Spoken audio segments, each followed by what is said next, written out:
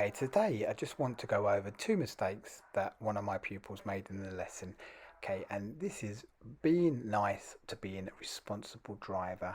So we were driving down this road here, and they could empathise because they knew it was a busy road and someone turning right. So there were some vehicles in front that were just turning right, which we'll soon come across.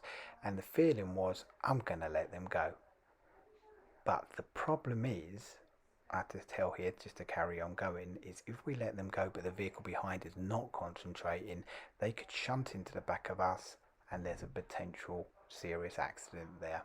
So remember, the rules are there to help everybody.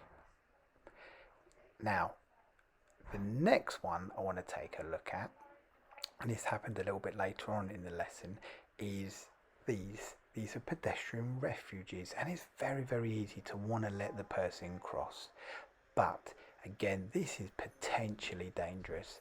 If we let that person cross and they're in the middle of the road, maybe they slip and we get hit from behind, there is a big danger there. So remember, we are responsible drivers, and sometimes being responsible means that we look not nice, but we're looking after everybody.